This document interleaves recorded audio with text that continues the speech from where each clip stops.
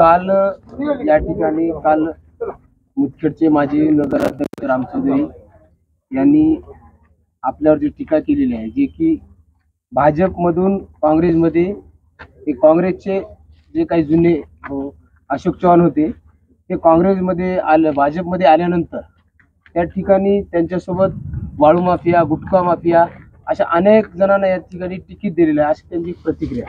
असं आहे, राम चौधरी नेमकं कुठल्या पक्षात आहेत मला माहित नाही. आज म्हणजे ते खरं म्हणजे मला वाटतं अजूनही भाजपमध्ये आहेत असा दावा असेल त्यांचा, तर मग त्यांनी भाजपच्या देशाचे यशस्वी पंतप्रधान मोदी साहेब आज देशाला नेतृत्व देत आहेत. देवेंद्र फडणवीस जे राज्याचे नेते आहेत, सरकार भाजपचं आहे. अशा परिस्थितीमध्ये तुम्ही भाजपमध्ये राहून भाजपवर टीका करण्यापेक्षा पक्ष सोडून दुसरीकडे जाऊन करा ना, काय बोलायचं.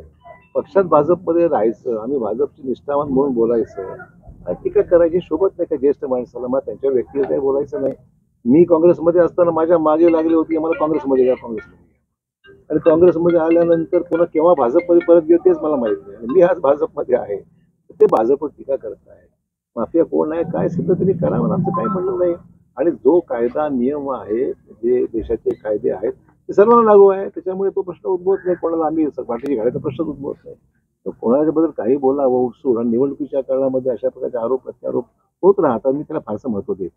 मुदखेड भाजपाचे कार्यकर्ते सुधीर कुरेशी, दादा डांगे यांनी हातपाय सोडून काँग्रेस पक्षात आज प्रवेश केला. त्या संदर्भात आमची नगरपालिका आल्यावर परत येतील.